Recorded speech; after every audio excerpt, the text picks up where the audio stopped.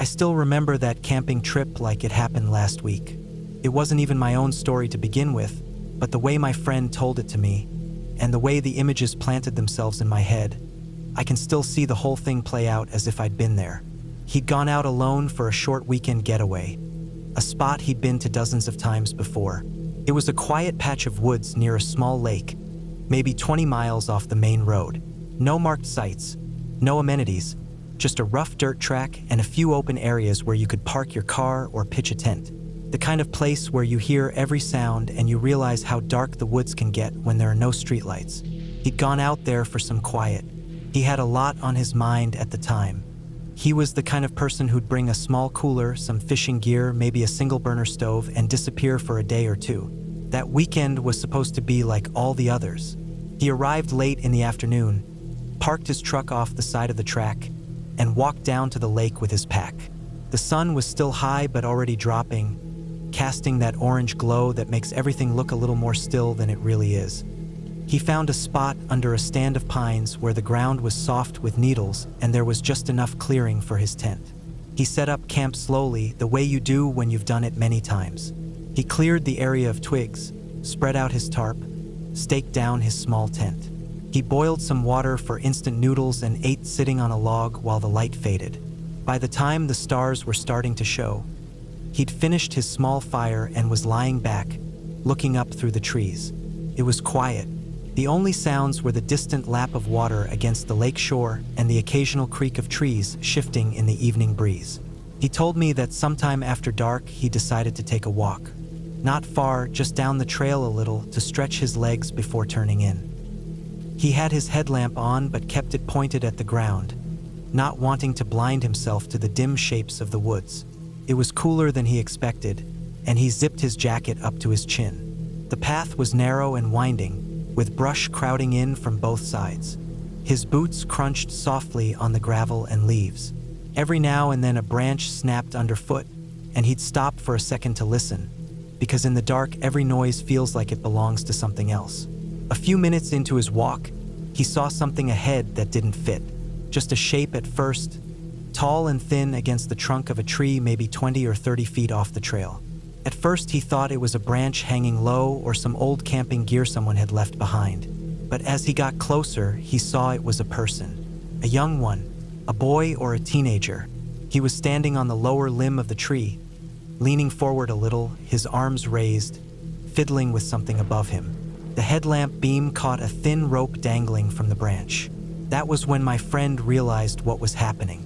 The boy was trying to hang himself. He said the shock was like a physical blow. One moment you're walking through the woods, your biggest concern a raccoon in your food bag, and the next you're looking at something that shouldn't even exist in that setting. He froze for a second. His heart was pounding so hard he could feel it in his ears. Everything in him wanted to yell out, but he couldn't. The boy hadn't noticed him yet. He was adjusting the rope, trying to slip a loop into place, moving with slow, nervous hands. My friend took a few steps forward, making just enough noise that the boy turned. Their eyes met in the beam of the headlamp. The kid froze. His face was pale and thin. He looked maybe 16. His hair was unkempt, his clothes dusty. There was a duffel bag on the ground under the tree, half unzipped, with a few personal things spilling out. The whole scene felt fragile, like if my friend moved too fast the boy might panic and jump. He didn't say anything right away. He just stayed there, letting the light fall to the ground so it wasn't shining in the kid's eyes, and slowly moved closer. The boy dropped his hands from the rope. He stepped down from the branch, still looking at my friend like he wasn't sure if he was real. The rope swung gently in the breeze above them. Neither of them spoke for a moment. My friend told me he could smell the pine needles crushed underfoot, the damp of the forest floor, even the faint scent of smoke still on his jacket from his campfire. All those details were suddenly magnified because of the moment. Eventually, the boy bent down and zipped up his bag. He slung it over his shoulder without looking up. He was trembling, though my friend said it wasn't clear if it was from the cold or something else. My friend gestured gently toward the trail, and they began walking together. Not fast, just a steady pace back toward the open area by the lake.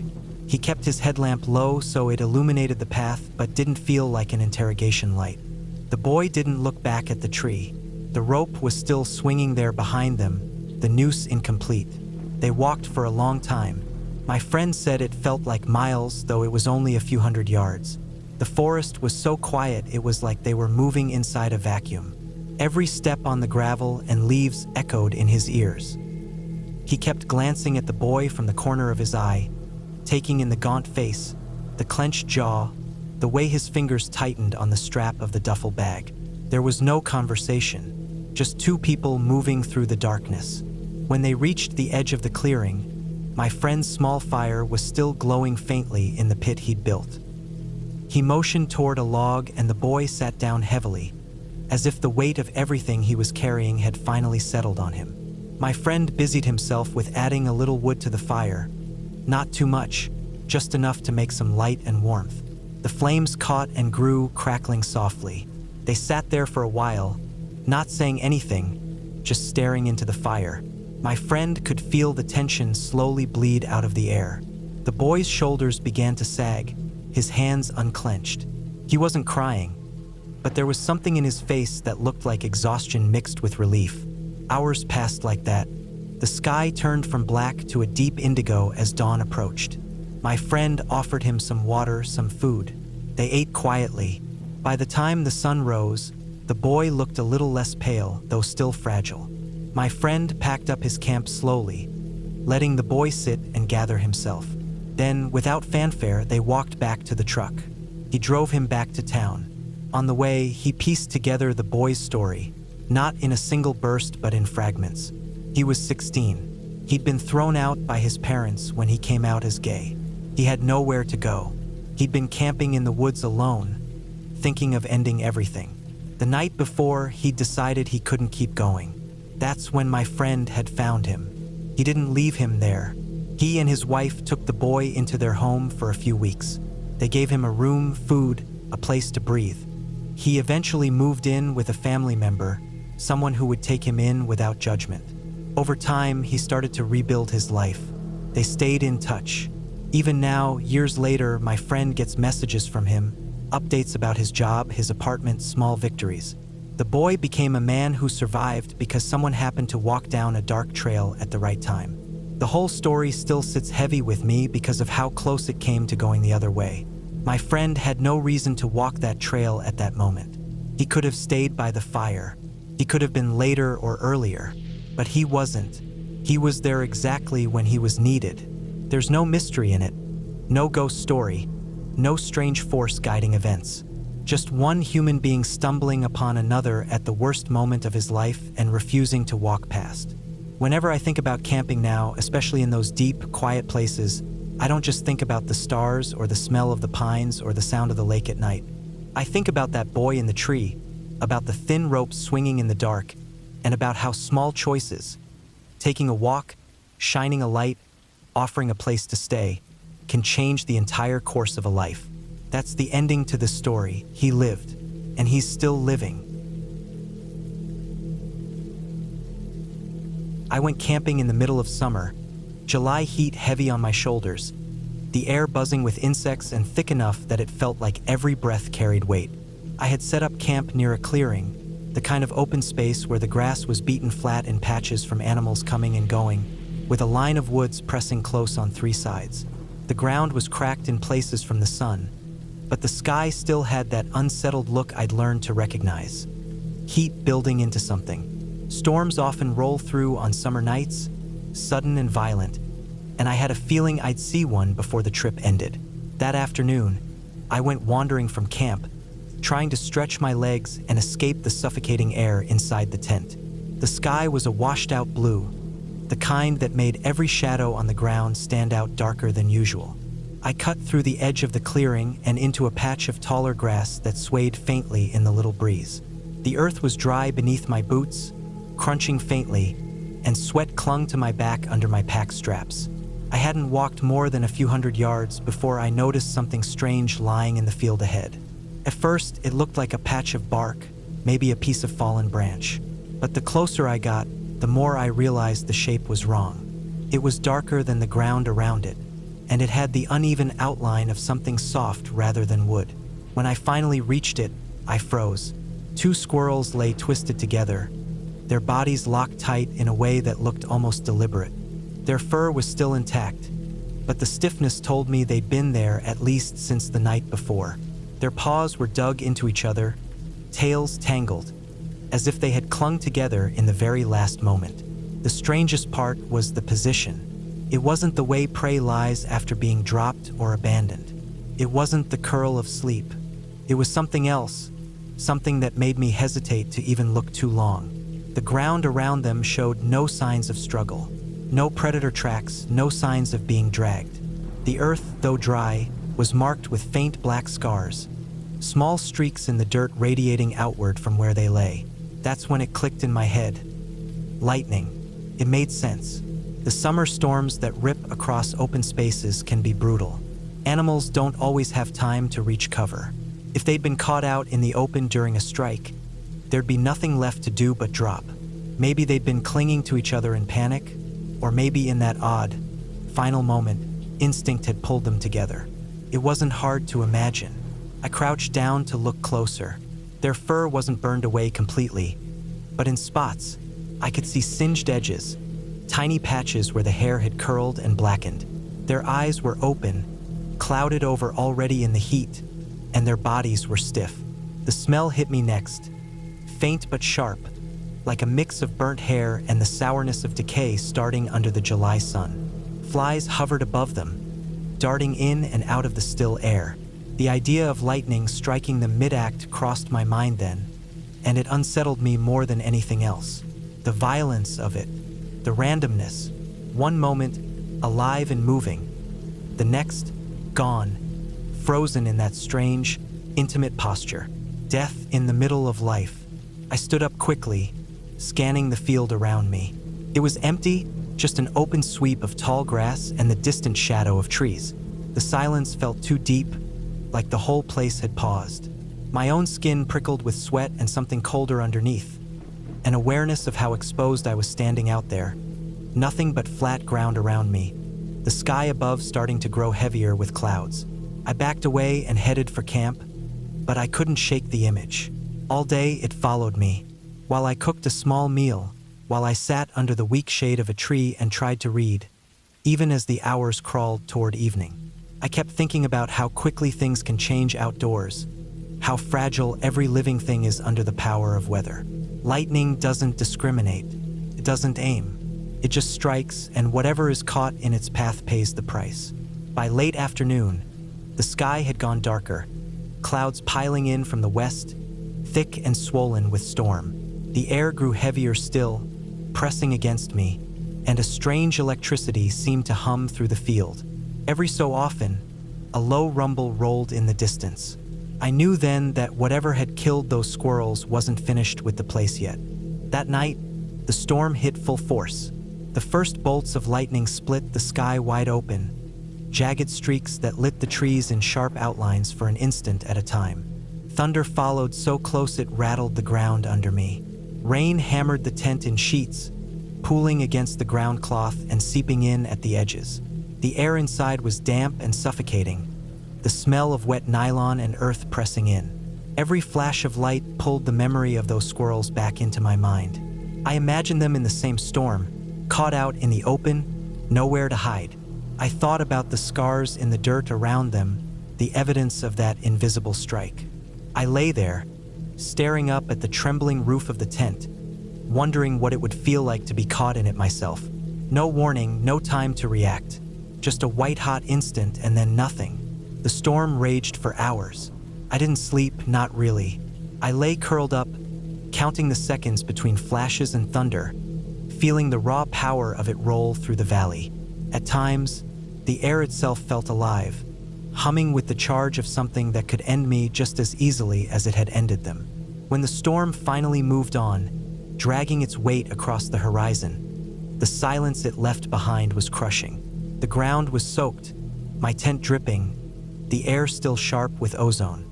Morning came slow, gray and wet, the field steaming under the first light. I packed up camp quickly. I didn't want to linger in that place anymore.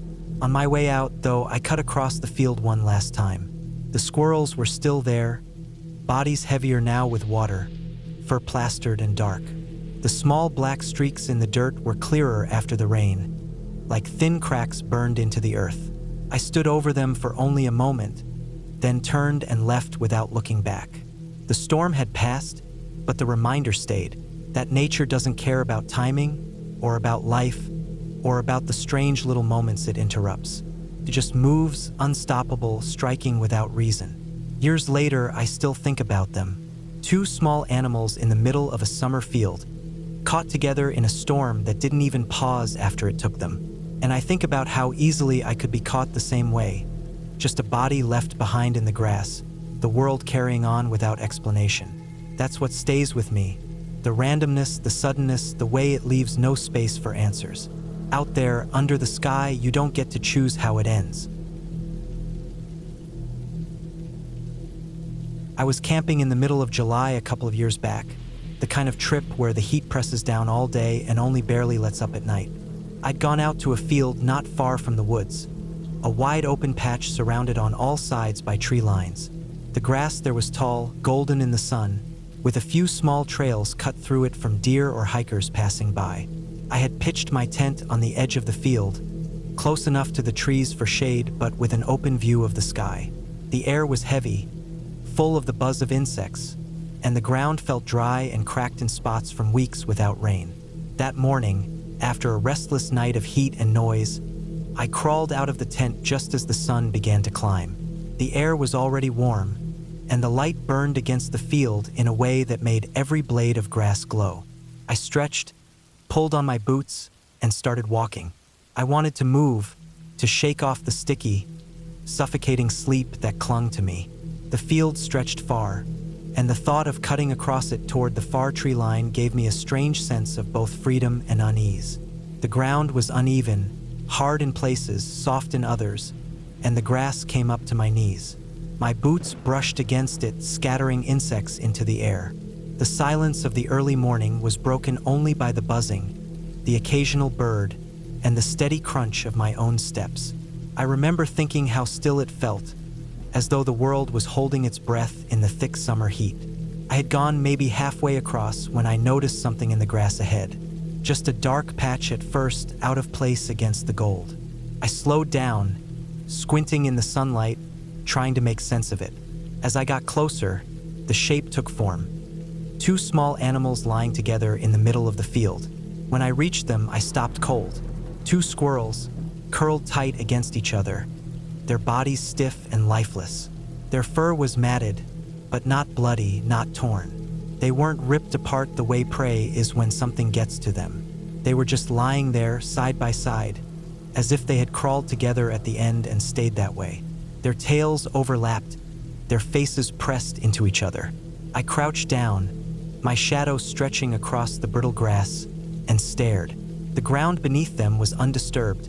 No sign of struggle, no tracks or drag marks. It looked like they had simply stopped in the middle of this wide, exposed space and died. The heat pressed down on me as I tried to think it through. Animals die all the time in the wild, I knew that. Predators, disease, accidents. But two of them, together, in the middle of a wide open field with no cover? It didn't make sense. I looked closer, scanning for signs of what might have happened. No bite marks, no broken limbs, no blood. Their eyes were half open, clouded already in the heat. Their paws were tucked in tight, as though they had curled against each other deliberately. The stillness of it was unsettling, far more than if I'd stumbled upon a messy kill site. It felt unnatural, staged almost, though I knew it wasn't. The field stretched in every direction, the trees a dark line in the distance. I stood there, the sun beating down, and felt a ripple of unease run through me. My own shadow seemed too sharp, the buzzing of the insects suddenly too loud. The air smelled of dry grass and earth, but beneath it was something faint and sour, maybe from the bodies already starting to turn in the heat. I couldn't shake the image. Two squirrels in the prime of summer, lying dead in the open like that. It was the kind of sight that clawed at the back of your mind, demanding an explanation, but offering none. I backed away, my boots crunching against the dry soil, eyes darting around the field as though the answer might be out there somewhere. The trees whispered in the faintest breeze, but the field itself was empty, just a wide, glaring expanse of heat and grass. The rest of the day, the image followed me.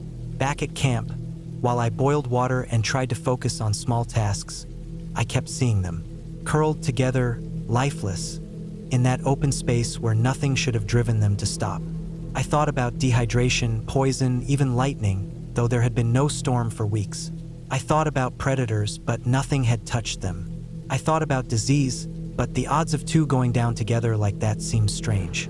When night came, I lay awake in the tent, the fabric sticking to my skin with sweat. The field outside stretched into darkness, the tree line a black wall in the distance. I thought about the fact that I'd pitched my camp on the edge of that same field, that the ground beneath me was part of the same space where they had died. Every rustle of grass, every movement of air against the nylon, made me tense. I imagined things out there in the dark, unseen, waiting in the tall grass. I didn't sleep much. My mind kept circling back to those two small bodies, side by side, the way their tails had overlapped, the way they had looked like they'd chosen each other in the end. In the morning, I walked back out into the field, half hoping I had imagined it. But they were still there, stiff now, the heat already working on them. Flies buzzed around, the sound sharp and relentless in the quiet air.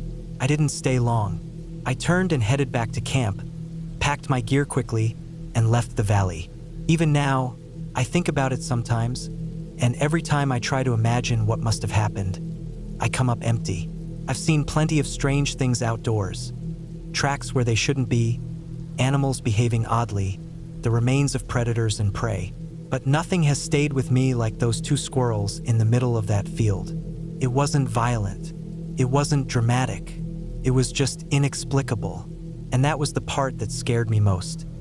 Standing under the weight of that July sun, surrounded by the endless grass, looking down at those two small bodies and realizing that sometimes, no matter how much you try to piece it together, the wild doesn't give you answers. That was the ending. Not an attack, not some ghost story, just two dead squirrels in the middle of a summer field, and me still thinking about them years later, unsettled by the fact that nature doesn't always explain itself. I'd gone camping in Norway a few summers back, somewhere deep in the valleys between steep mountains and thick pine forests. It was one of those trips I planned as a way to get away from everything. No cities, no cars, no phone signal. Just the sound of the river running through the valley and the smell of the trees pressing in from every direction. The mountains towered over everything, dark shapes that held the last of the light late into the night. I set up my tent not far from a stream that cut down from the rocks above. The water was cold, clear, and fast, carrying the snowmelt even in the middle of summer. I pitched my small tent on a patch of grass where the ground was soft enough for stakes but not bogged down. It was one of those bright-colored tents you could spot from far away, something that stood out sharply against the natural green and gray of the valley. By evening, the air cooled quickly. Even though it was summer, the chill sank in as soon as the sun dipped low behind the ridges. I made a simple fire, boiled water for noodles, and sat watching the flames while the light faded. The forest across the stream was dark, and I could hear the distant knock of branches and the occasional cry of a bird. When the fire burned down, I climbed into my tent, zipped myself inside, and pulled the sleeping bag around me. I must have drifted off, but sometime in the middle of the night, I woke up. It wasn't a noise that woke me exactly. It was the sense of movement. The tent shivered against the wind, but then it shook again, harder, not like wind at all. The poles creaked. The fabric pulled tight as something brushed against it. For a moment, I thought it was another hiker messing around. The kind of stupid prank someone might pull when they see a bright orange tent in the middle of nowhere. My pulse kicked up hard. I lay perfectly still, listening. The stream was still rushing outside, constant, but beneath it I could hear something heavier. The dull thud of steps pressing into the earth. Not quick steps, not light ones. Slow, deliberate. I unzipped the bag and sat up, my ears straining. The tent walls glowed faintly in the dim light of the endless Norwegian summer night. Shadows passed across them, Shapes I couldn't make sense of, broad and shifting. My stomach nodded. The fabric pressed in suddenly, bulging toward me as if something had leaned against it. I held my breath. My first thought, irrational but sharp, was that it was some massive person out there. But then came the sound. A huff of air, low and rough, right against the tent wall. I couldn't stay inside. The feeling of being trapped, thin fabric separating me from whatever was out there, was worse than the cold air. I forced myself out of the sleeping bag, unzipped the flaps slowly, and crawled into the night air. The first thing that hit me was the smell. Strong, musky, like damp fur mixed with soil. I stood there in my base layers, bare feet sinking into the grass, and turned toward the sound. What I saw made my chest seize up. Just beyond the tent, no more than a few feet away, was a moose, a full-grown bull, towering above me with antlers like a giant, sprawling crown. Its body was massive, its long legs ending in hooves that looked as big as my fists. Its eyes caught the dim light and glinted, stood still, head low, as if deciding what I was. The tent line stretched across its leg. No wonder the whole thing had shaken violently. Behind it, further off, I could make out two more, grazing near the stream, their heavy bodies shifting in the half-light. My hands were trembling. Moose weren't predators, but I knew enough to understand how dangerous they could be. They were unpredictable, easily spooked, and strong enough to crush me without effort if they charged. That close, I could hear the wet sound of its breathing, see the steam rising from its nostrils in the cool air. I didn't move. I didn't even swallow. Every instinct screamed to back away, but I was frozen there, as if even the twitch of a muscle would set it off. The bull shifted, lifting its head slightly. Its antlers brushed against the guy line, making the tent shudder again. My heart hammered so hard it hurt. The animal gave another loud huff, then, with a slow, heavy step, pulled free of the line. The tent sagged back into place. I watched, barely daring to breathe, as it turned away. Its legs carried it toward the stream, where the other two were waiting. The ground trembled faintly under the weight of its steps. At the edge of the water, it stopped, lowered its head, and drank. I stood there for what felt like hours, but must have been only minutes. The chill crept deep into my bones, but I didn't dare move until the three of them had wandered further downstream. Only when their dark shapes blended into the trees did I let out the air I'd been holding in. My body felt weak, like the tension had drained everything from me. When I finally crawled back into the tent, the fabric smelled faintly of the animal, that musky, earthy scent clinging to it. The guy lines were loose where they'd been tugged, the stakes half pulled from the ground. I lay back in the sleeping bag, eyes wide, listening to the stream and the faint sounds of the forest. Sleep didn't come again that night. Every shift of the wind, every creak of the tent, made me jolt. In the morning, the ground around my tent was stamped with deep hoof prints, pressed into the damp soil like reminders of how close I had come. My breath fogged in the cool air as I walked the perimeter, seeing the trail they'd left as they moved away from camp. The sheer size of the prints made me shiver all over again. I packed quickly, not bothering with breakfast. The valley was beautiful, but the beauty had teeth. Out there, alone in the silence, I wasn't at the top of anything. I was just a fragile visitor who'd gotten lucky. I carried that thought with me the whole way back. If I'd made a noise, if I'd startled it, if it had chosen to react differently, I might have been trampled into the ground. It wasn't a troll, it wasn't some storybook monster. It was real, heavy, flesh and blood, and far more dangerous than I wanted to believe when I zipped up that tent the night before. That was the ending. No injury, no disaster. Just the cold reminder that in the wild, survival often comes down to chance, and I'd been lucky that night. Very lucky.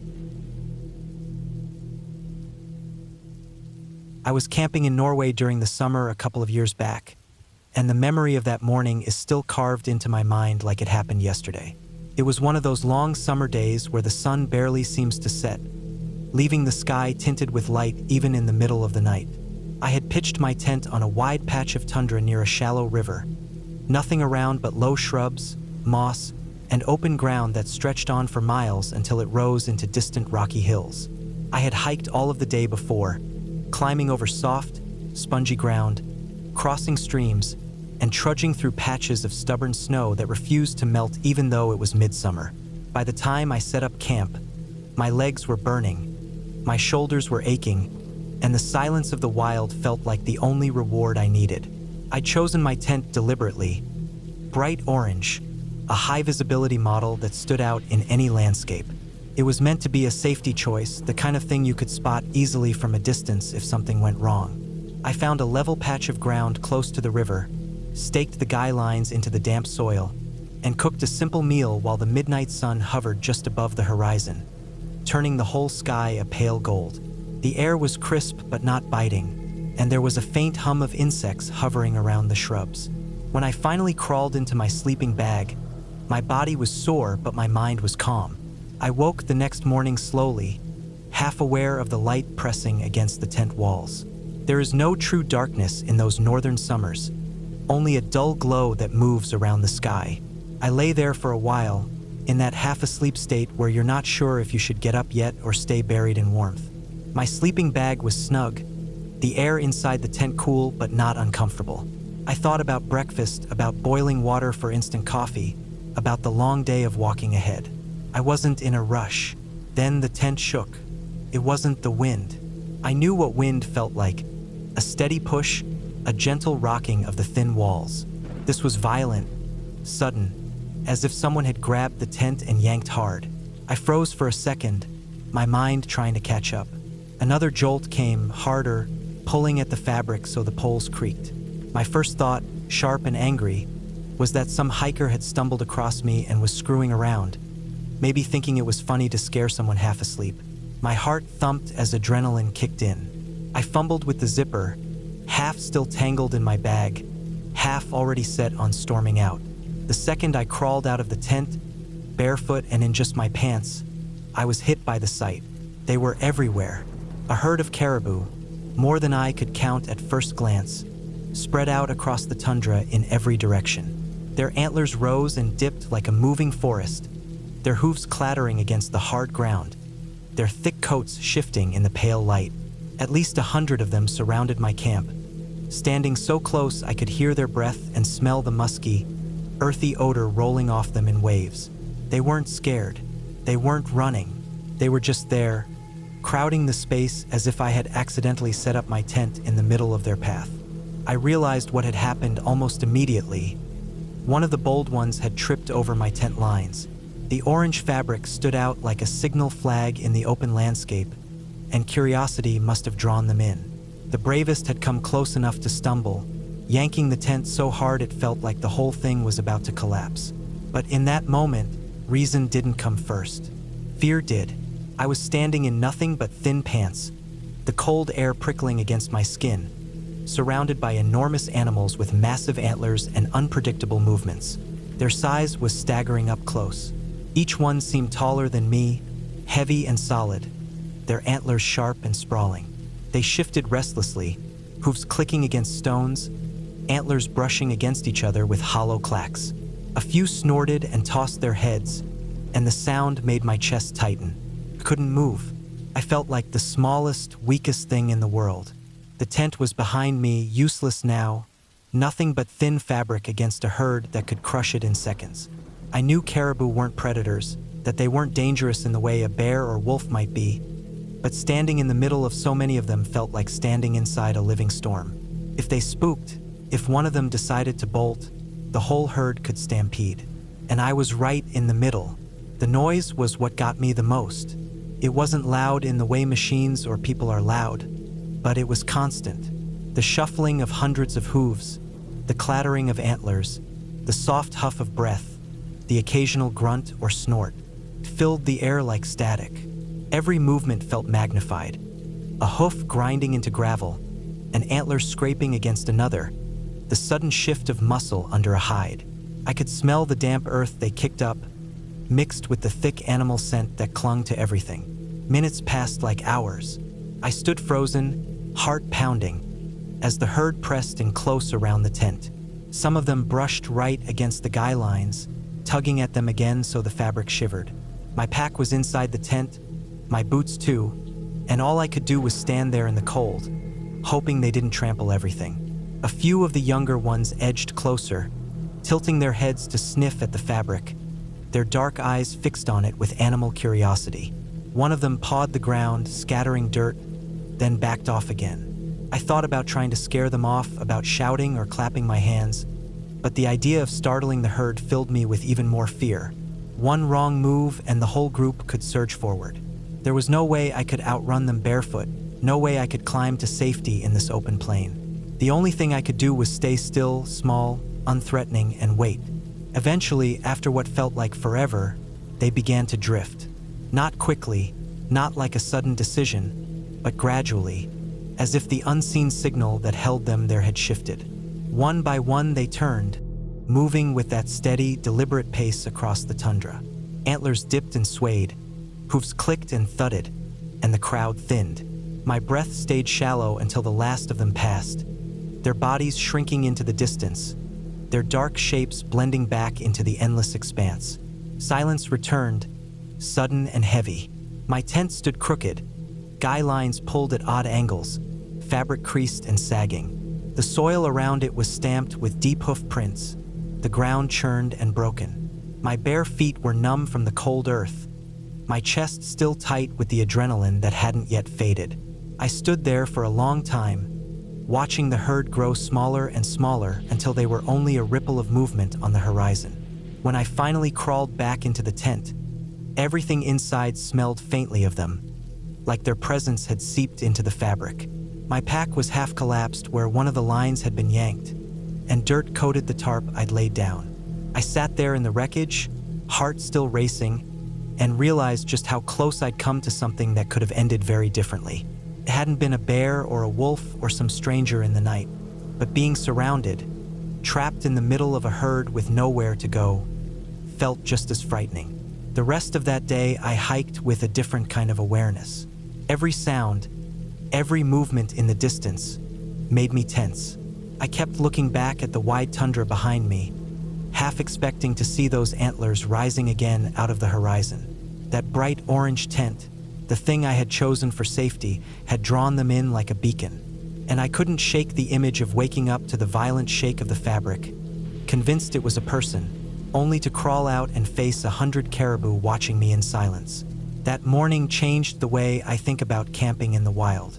It isn't always predators or storms that you need to fear.